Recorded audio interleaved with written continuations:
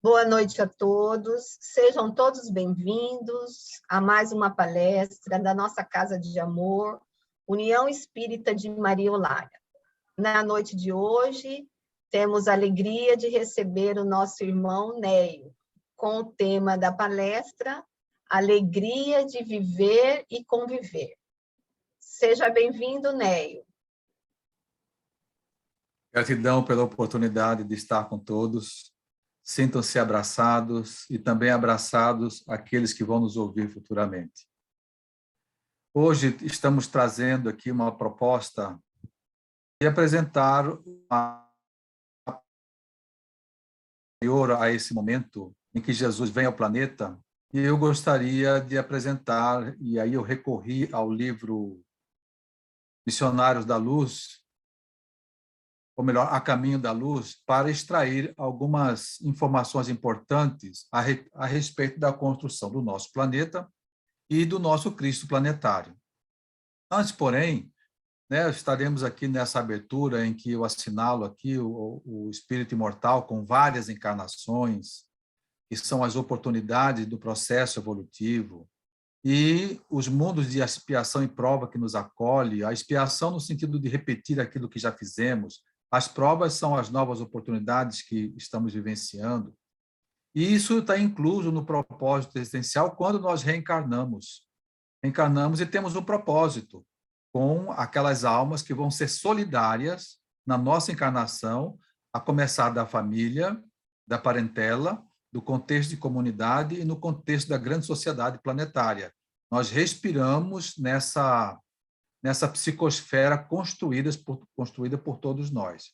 E aí temos esse propósito que está assinalado com as referências, com os pontos mais importantes que vão se somar no nosso processo evolutivo, se forem bem aproveitados, se essa oportunidade for bem trabalhada.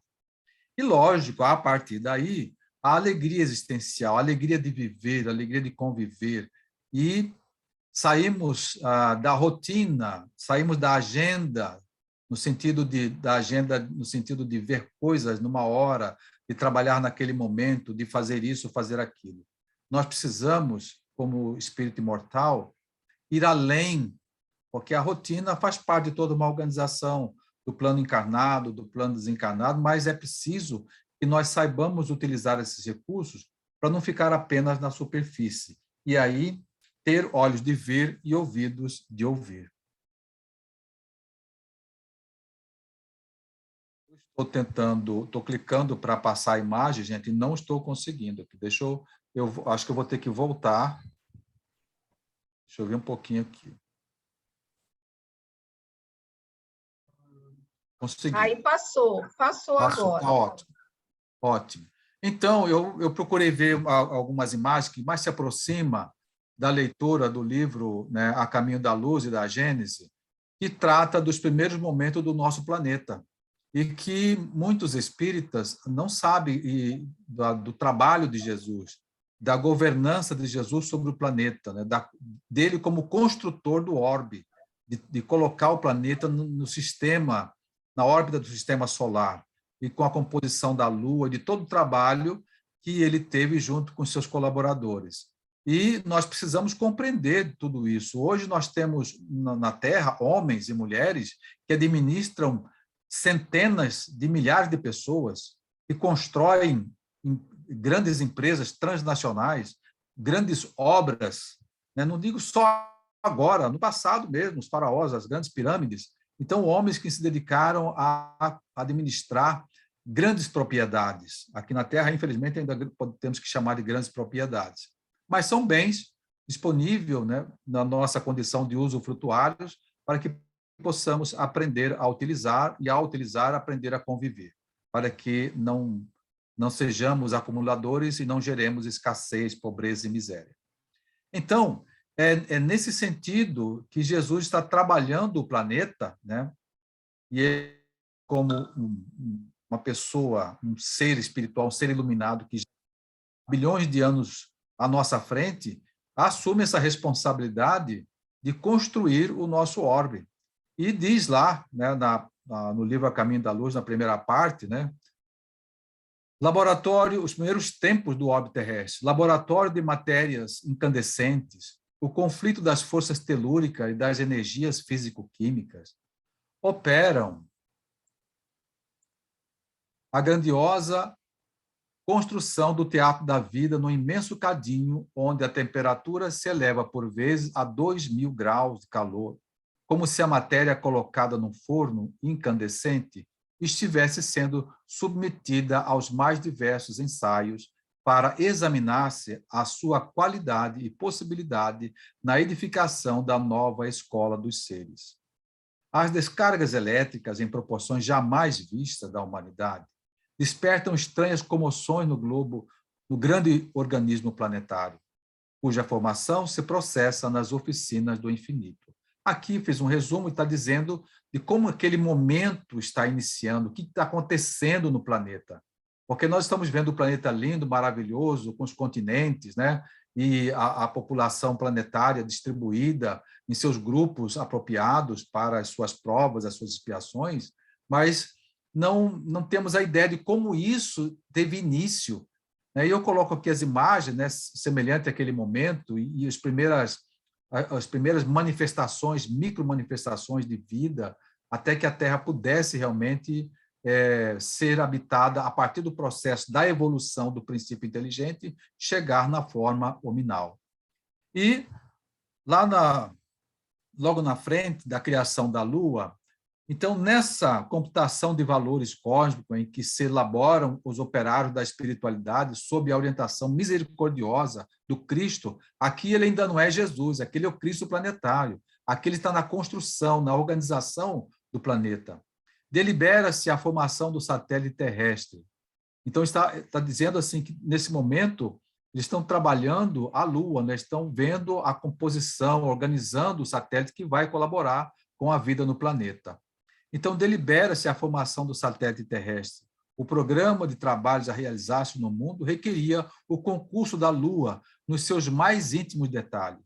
Ela seria a âncora do equilíbrio terrestre nos movimentos de translação que o globo efetuaria em torno da sede do sistema.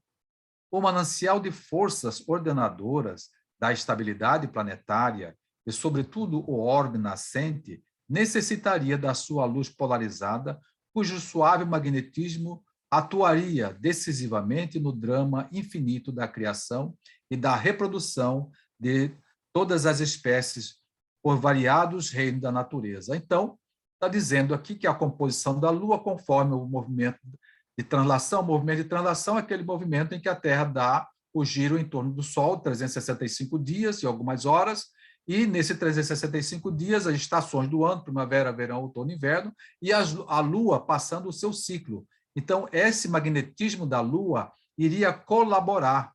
Então, a gente vê no percurso de translação, ora a Terra está mais próxima da Lua e ora está mais distante. Mas tudo isso fazendo parte de uma organização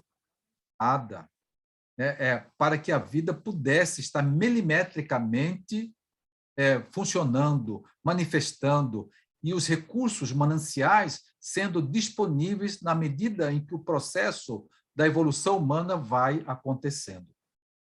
E, lógico, aí foi possível o homem criar os mecanismos, relógios, e adotar um sistema, porque o giro do planeta está numa órbita perfeita, nem adianta e nem atrasa.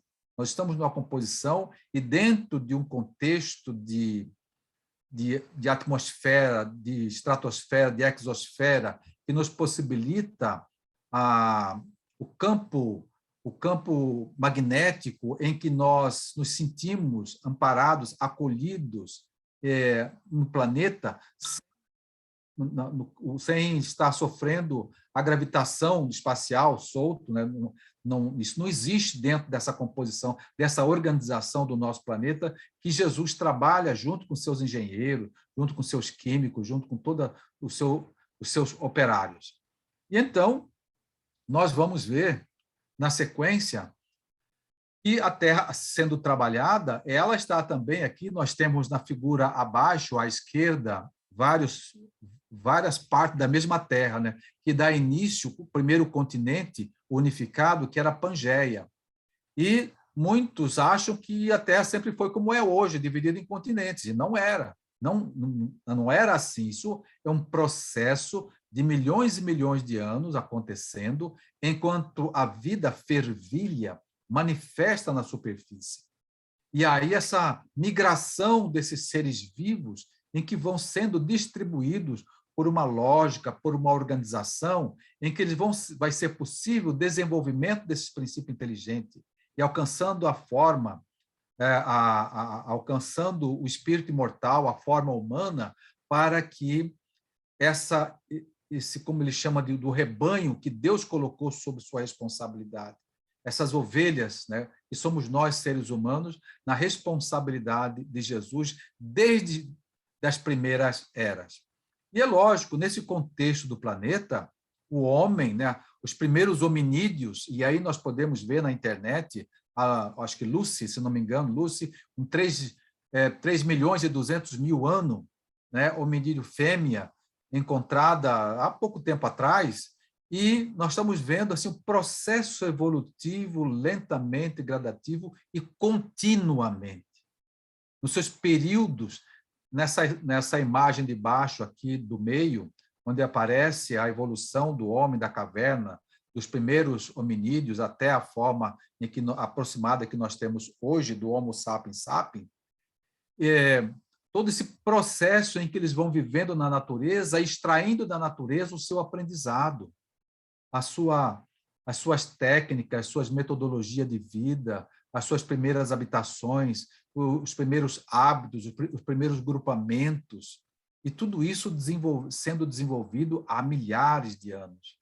E, lógico, o planeta em cima, na terceira parte, ali na ponta direita, acima, para a gente ter uma ideia de como os trabalhadores fizeram, porque nós estamos numa superfície flutuante nas placas tectônicas que se movimentam. E aí nós temos toda a composição que dá início lá no centro da Terra, no núcleo, né, que está aí uma parte líquida, em altas temperaturas, em que possibilita o movimento do planeta de rotação e translação. E são ciclos que nós vivenciamos e que fazem parte da nossa existência e que às vezes são ignorados por nós, e nós não sabemos aproveitá-los. Então vejamos essa sofisticação da organização planetária. E avançando aí na civilização, quando o homem já consegue se reunir nos primeiros grupamentos sociais, tendo as crenças, caminhando, aprendendo com a natureza o poder do fogo, o poder do trovão, do relâmpago e das manifestações naturais, ele elege a cada momento da sua existência uma divindade representativa do fogo, do sol, da lua e de toda essa manifestação da natureza. E chega um momento em que essas crenças já possibilitam um aprendizado mais sofisticado. E, cumprindo uma missão, vem Moisés, que reúne, entre tantos mandamentos, reduz em 10 mandamentos, que já são conhecidos como os 10 mandamentos, que são as novas regras que, a partir daquele momento, iria ser colocada em prática, com a contribuição, lógico, dos profetas e de tantos outros iniciadores que vieram anunciando essa nova proposta. E aí estabelece, nesse momento, essa carta magna da humanidade que dá uma nova direção para depois, há mais de 1000 anos depois, já no momento mais avançado, e aí nós temos, né, a civilização que muito marcou o nosso planeta, que são os egípcios, os faraós, que vieram com homens de ciência, com alquimistas, com engenheiros, e que fizeram essas grandes obras que até hoje os homens de ciência se debruçam para estudar. Então, mas naquela época eles já tinham noção de organização, já tinham noção. Existia o escravo, mas os escravos tinham alguns privilégios. Não era a escravidão como depois se seguiu. Eles tinham uma responsabilidade, eles tinham alimentação, eles eram bem tratados. E vem toda essa todo esse trabalho com a energia, todo esse trabalho com a organização doméstica, todo esse trabalho com a organização guerreira, tribal, as castas, as autoridades, então as hierarquias, e a sociedade começa a se formar até o momento em que o Império Romano, na sua glória, estabelece os primeiros direitos romanos, os primeiros núcleos habitacionais, como aqui embaixo o casario, as sociedades, as organizações, os comerciantes mais ricos, os artesãos, a comunidade mais pobre. Então, já havia uma sociedade mais ou menos definida, já com hábitos, com fabricação, com indústria, com medicamentos, e principalmente a guerra. Porque naquela época se trabalhava com a guerra, se trabalhava com o poder da força, com o poder bélico, com aqueles que podiam ser mais cruéis em matar, em escravizar. E nessa composição, nessa organização que estava acontecendo naquele momento, junto a tudo aquilo que estava borbulhando naquela época e que parecia que Roma ia ser invencível, e na sua antítese de Roma estaria o amor ali junto. Jesus emergindo daquele contexto social, aquela criança que ainda invisível, mas que já começava na infância o seu trabalho, conversando com transeuntes, com mendigos, com lavadeira. E há um diálogo no livro, eu vou me lembrar daqui a pouquinho, que Maria está visitando Isabel e ambas estão falando dos seus filhos. Se não me engano, o título da mensagem é O Precursor, Jesus e o Precursor. Então, elas estão conversando e falando dos seus filhos, e falando que essas crianças traziam um alento para a humanidade, traziam um mundo novo, e já era perceptível para essas mães. E Jesus, ele emerge daquele contexto de sociedade, vivenciando a proposta de Moisés, e resume mais ainda os mandamentos. Ele sintetiza no amar ao próximo como a si mesmo, amar a Deus sobre todas as coisas e ao próximo como a si mesmo. Então, e aí ele faz todo um trabalho junto com seus discípulos para narrar, para vivenciar e depois narrar para as futuras gerações como um mapa da vida, do espírito imortal que deveria e devemos nós seguir e colocar em prática, aprender e colocar em prática. E a grande contribuição naquele momento, lógico, as guerras, porque elas forçaram a criatividade de ferramentas até então que não existiam. E, nesse processo, o homem foi aprendendo a lidar, a negociar, a compor. E, junto com todo esse processo, também vem a produção, a distribuição e venda. Naquele momento não era uma coisa organizada, mas as primeiras trocas, os primeiros negócios, aquela percepção de que poderia se plantar, poderia se colher em épocas distintas, e assim o aprendizado ao longo do tempo.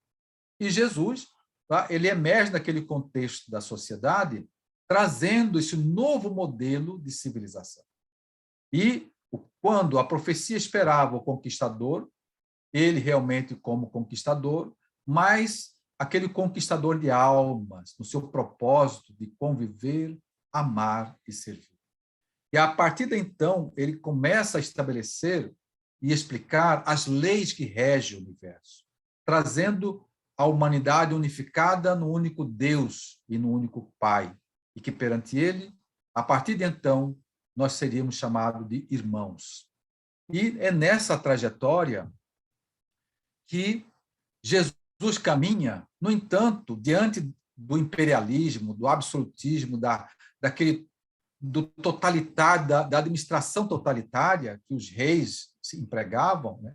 Que parecia ser inimaginável a queda do Império Romano, e isso acontece no ano de 492 em diante, cai o Império Romano e se fragmentam os reinados, os reis, e depois a Idade Média, o período das trevas, 1000 anos de cruzadas, de brigas, de convenções, de composições para fortalecer, conquistar, guerrear e matar. Esse era o trabalho do ser humano.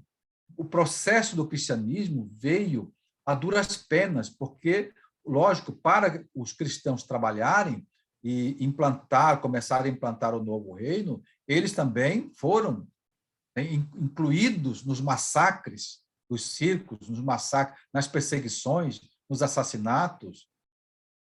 E, inclusive, o nosso grande mestre, dando o seu exemplo da crucificação, seguido pelos seus discípulos, que, após o seu retorno ao plano espiritual, abrem o trabalho da casa do caminho. E veja que Jesus não vai no sacerdócio, na religião organizada, buscar os seus discípulos. Ele pega os homens que tinham na comunidade. E aquele que assumiria a grande responsabilidade, ele vai buscar de dentro do corpo militar, do organismo romano, que é Saulo. E tira Saulo convida Saulo naquele seu propósito, o grande guerreiro, o militar, o perseguidor, em que levou muitos cristãos à morte. Mas ele entende a proposta e ressignifica a sua vida. E muitos hoje até têm dificuldade. Eu bebo, eu fumo, eu fiz isso, fiz aquilo, eu não posso seguir Jesus, eu não sou capaz, eu não posso ter uma religião, porque eu sou um pecador, e começa a se autodepreciar. E todos os trabalhadores de Jesus emergiram da sua dificuldade, dos seus erros, dos seus maus hábitos, mas resolveram deixar tudo para trás e começar a vida nova. Não puderam mudar o que já tinham feito, mas puderam mudar dali para frente, da decisão para a frente. E o que nós podemos, são exemplos que nós podemos fazer a mesma coisa.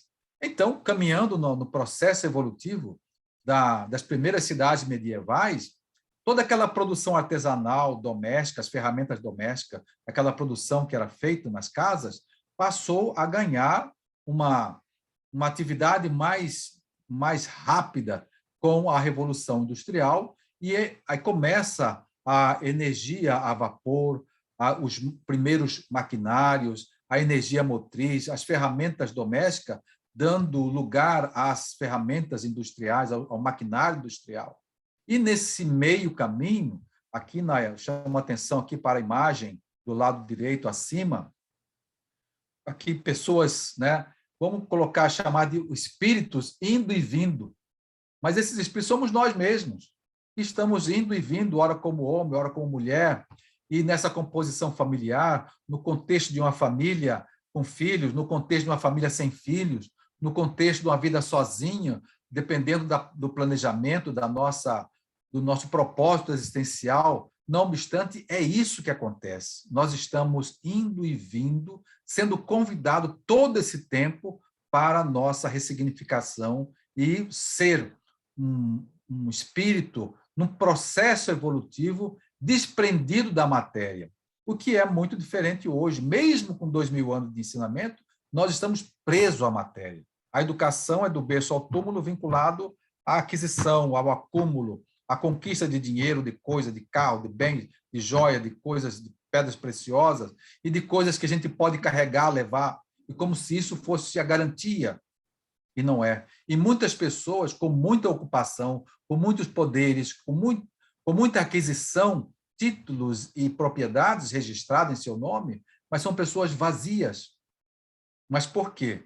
Recebem uma educação formal humana, alicerçado nos bens materiais, e quando os problemas afetam o espírito mortal, porque não afeta o corpo, afeta o espírito imortal, e como o espírito imortal não está alicerçado nos princípios cristãos que traz os valores morais, e como são destituídos de valores, eles se embrenham na depressão, na tristeza profunda. São pessoas extremamente ocupadas, são pessoas que têm atividades, têm uma rotina, têm uma agenda, mas se sentem isoladas, se sentem sozinhas, se sentem aniquiladas. E levando alguns ao suicídio. Antes do suicídio, a fuga pelo alcoolismo, pela droga e por tudo isso que nós já sabemos. Mas, de qualquer forma, queremos ressaltar aqui que somos nós, esses espíritos indo e vindo, nesse momento, nós espíritas, abraçando a causa de Jesus, para que nós possamos, com ele, não para ele, mas com ele, começar e continuar trabalhando a duras penas para estabelecer um mundo de amor, de justiça e de caridade. Mas, aqui embaixo, aqui na primeira parte de baixo, nós temos aqui, eu coloquei numa composição, uma imagem figurada aqui com vários planetas, mas é a Terra que nós escolhemos para habitar, que seria o único planeta entre tantos planetas de expiação e prova, porque a Terra, conforme diz o Evangelho, é um bairro ínfimo da humanidade. Então, mas foi na Terra que encontramos a possibilidade de reencarnação e com as pessoas que estão à nossa volta, que são as únicas capazes de nos fazer felizes. E nessa trajetória evolutiva, o homem que caminhou desde o hominídeo, os homens da caverna, Neandertal, Homo sapiens sapiens, e chegamos a construir as grandes metrópoles. Estamos agora, não tem mais Roma, não tem Faraó, não tem mais, temos agora homens e mulheres que se destacam como grandes empresários, grandes políticos administradores, mas, infelizmente, na modalidade dos bens materiais, na corrupção, nos abusos, no desmando. Não obstante, ainda permanece, continua no ensinamento, continua nos dando uma orientação, Jesus, que é insubstituível e permanece nas grandes metrópoles, que dentro das grandes metrópoles, sejam nas maiores ou nas menores, ou nos meios rurais, um centro espírita, né? Uma comunidade cristã que vai falar do propósito de Jesus, que vai ensinar o amor ao próximo, que vai mostrar que o ser humano é capaz de superar as suas dificuldades e ser feliz. E na sexta, na parte de baixo, aí temos, aí eu coloquei, estamos na Terra, no planeta Terra, no Brasil, né, no continente sul-americano, estamos em Mato Grosso, estamos em Cuiabá, e cada um no seu bairro, na sua contribuindo no seu processo individual e coletivo, ininterrupto a caminho da luz. E aí, resgatando aqui uma parte do livro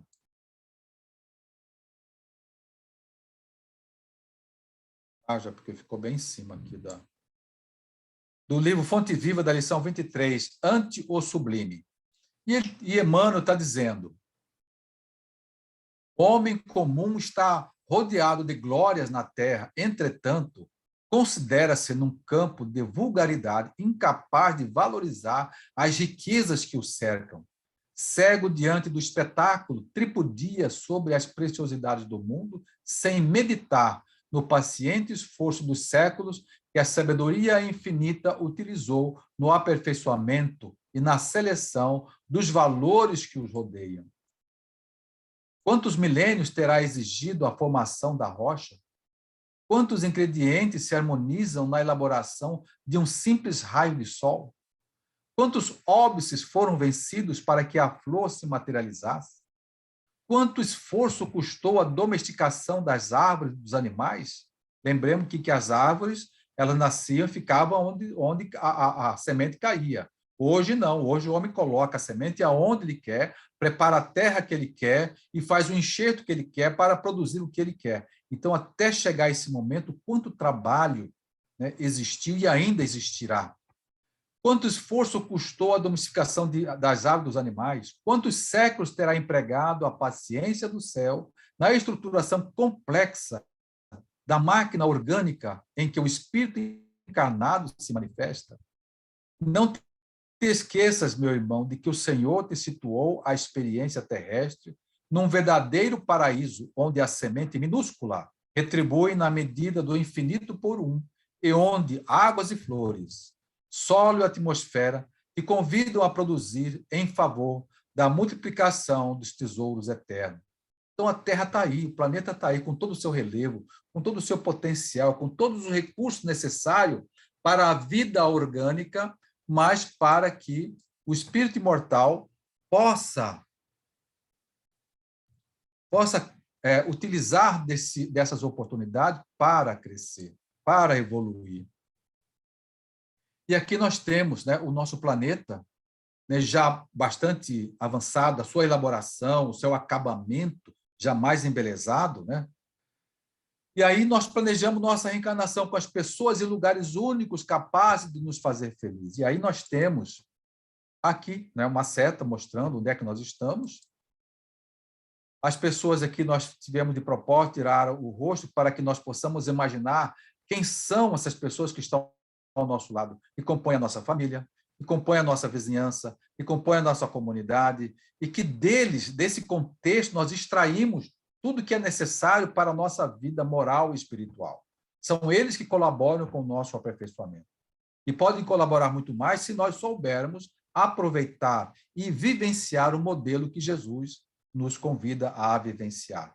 Então, aqui, é nesse momento. E para o nosso crescimento, nós temos mãos que nos alcançam, mas é preciso que nós também façamos nossa parte de alcançar as mãos que nos chegam como ajuda. Porque muitas pessoas pedem a Deus, né, ou confiam nele, eu tenho fé cega que Deus vai dar tudo o que eu preciso.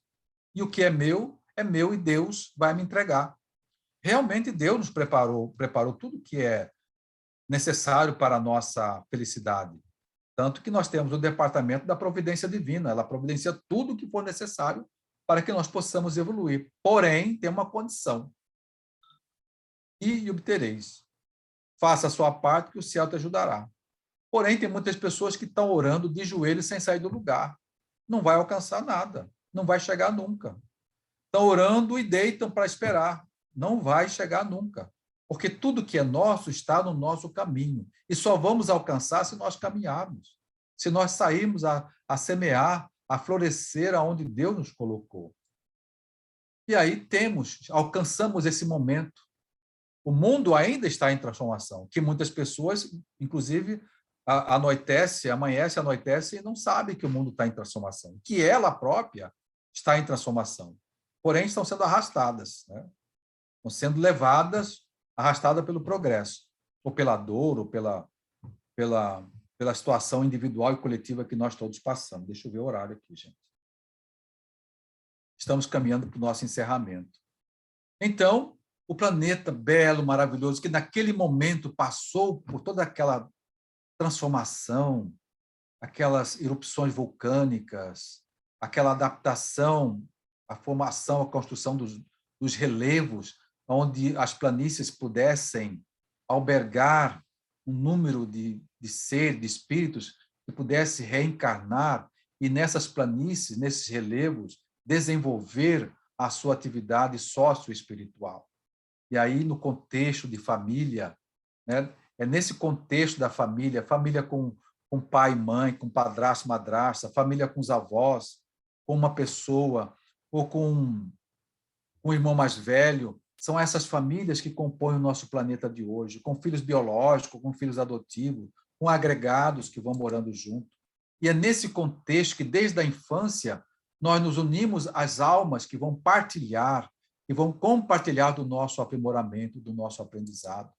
São aqueles que vão se vincular à nossa amizade, que não tem a parentela consanguínea, ou que tenha, mas que vai perpetuar a nossa afinidade pela amizade que vamos construir ao longo da vida com esses seres que vão nos ajudar em nosso processo evolutivo, enquanto nós também vamos ajudá-lo. Por isso que Jesus estabelece a forma da felicidade no amar ao próximo como a si mesmo, como sentido de justiça, de reciprocidade. E aí, na grande roda da vida da sociedade, eu vou escolher o parceiro, a parceira, que vai vir do município de Várzea Grande, e de Várzea Grande vai alguém do município de Cuiabá, e vai do Brasil, e vai da França, e vai da Itália. Essas pessoas, esses espíritos, no momento, eles vão se encontrar porque fizeram um planejamento de se encontrar, para, a partir de então, se ajudar no processo mútuo de evolução. E aí é nesse contexto de sociedade em que vou ter a parentela por afinidade, eu vou encontrar a minha cara metade, aquele parceiro, aquela parceira, homem, mulher, que vão constituir, a partir daí, a família que eu me comprometi a desenvolver. É lógico, nesse processo todo, há momentos desafiadores, que às vezes eu venço sozinho, mas às vezes eu preciso de ajuda. Só que o ser humano precisa entender que todo problema humano, tudo tem solução. Tudo, porque senão Deus não nos criaria para a felicidade, né? A felicidade é uma fatalidade, só que ela está no processo de trabalhar o nosso aprimoramento para alcançar níveis de felicidade, que por enquanto é relativo. E aí nós temos os grandes desafios, atravessar grandes momentos desafiadores que nos machucam, que nos ferem. E depois que a gente vence, aquilo que parecia tão dramático agora passou, é uma coisa simples, e nós amadurecemos, e nós damos valor à vida, e vamos vencendo na medida em que as coisas vão acontecendo. E, extraindo aqui do Evangelho segundo o Espiritismo, do capítulo 6, do Cristo Consolador, é o próprio Jesus, o organizador planetário, que vai nos dizer todos os sofrimentos, misérias, decepções, dores físicas, perda de seres amados, encontram consolação na fé no futuro, na confiança, na justiça de Deus, que o Cristo veio ensinar aos homens, sobre aquele que, ao contrário, nada espera após essa vida, ou que simplesmente duvida, as aflições caem com todo o seu peso e nenhuma esperança lhe mitiga o amargor. Foi isso que levou Jesus a dizer, agora é Jesus, porque nasceu, recebeu o nome de Jeshua, o Jesus que conhecemos, porque até então, antes era o Cristo planetário. E ele diz, na sua mensagem de amor, que traz o seu modelo na terra para o seu rebanho, vinde a mim, todos vós que estáis fatigados, que eu vos aliviarei. Entretanto, faz depender de uma condição a sua assistência e a felicidade que promete aos aflitos. Essa condição está na lei por ele ensinada. Seu jugo é a observância dessa lei. Mas esse jugo é leve e a lei é suave, pois que apenas impõe como dever o amor e a caridade. Já pensou, gente? O sofrimento não está no processo divino. O que está no processo é o amor e a caridade. Agora, o sofrimento é consequência das nossas imperfeições, das nossas limitações. E aí, lógico, que vamos sofrer as consequências de tudo aquilo que fizemos de bom ou de ruim. E aqui, encerrando, né, vamos, no contexto, cuidar do nosso planeta, cuidar de nós mesmos enquanto sociedade, nessa roda viva em que nós existimos. Devemos observar, valorizar, agradecer e amar, e assim construir a nossa alegria de viver e conviver. Muitas pessoas amanhecem e dizem assim, que família horrível, que lugar horroroso, que comunidade triste, que país isso, que país aquilo. E não conseguem enxergar o trabalho que teve, o trabalho que a espiritualidade está tendo e que nós estamos inseridos nesse processo como cooperador, como essência divina, como ser divino, filhos desse Deus maravilhoso que nos dá essa oportunidade de enxergar a beleza que eu estou vendo em vocês agora, e vocês veem em mim, e nós nessa reciprocidade, vendo a divindade que há em nós, o potencial que há em nós, e que nós não conhecemos. Jesus precisa sair do centro espírita, precisa descer da cruz, precisa sair da igreja para mostrar, principalmente para essa juventude, que não encontra onde matar a sua sede, porque não encontra consolo. Estão desesperados, enfronhados nisso que nós estamos vendo, e muitos pais ainda dizem assim, quando ele completar, ou quando ela completar 18 anos, vão decidir o que querem. Aos 18, já estão no terceiro, no segundo filho, já estão na droga, já estão no álcool, já não conhecem mais Jesus porque estão procurando um mundo material que logo, logo vai se acabar. Mas nós somos trabalhadores, precisamos continuar vivenciando a mensagem consoladora desse Cristo que prometeu, está cumprindo a sua promessa, esperando que cada um de nós façamos a nossa parte. Todos são convidados e precisamos ser escolhidos. É isso. Obrigado pela oportunidade. Mais uma proposta da noite no nosso trabalho. Vamos orar. Vamos orar. Convidando a todos a fechar os olhos nesse momento, passando a nossa memória rapidamente esses bilhões de anos em que agora estamos, é a nossa vez, a nossa fase, ela também vai passar. Vamos estar daqui a 1000 anos. Como nós podemos imaginar como será daqui 1000 anos, 2000 anos? E na sequência para frente.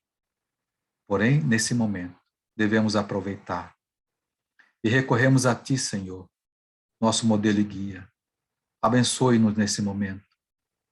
Ajude-nos a entender, a decifrar nossas próprias vidas, para que possamos avaliar a oportunidade desse momento na existência planetária, em que, percorrendo os seus movimentos, manifestando a vida, os seus relevos, em que o solo nos garante a vida, a saúde orgânica, que possamos, como espíritos imortais, aproveitar, valorizar o momento da convivência, como usufrutuário desses bens planetários. Assim, Mestre, sob vossa luz, agradecemos por esse encontro, por essa casa nos acolher, nessa mensagem que Emmanuel, que os trabalhadores espirituais nos trazem. Assim, manifestamos nosso profundo sentimento de gratidão, Senhor, que assim seja. Gratidão aos trabalhadores da Casa Maria Eulália, que nos acolhe e mantém essa casa disponível, agora aberta nesse espaço virtual, em que muitos terão a oportunidade de ouvir a nossa mensagem. Que assim seja.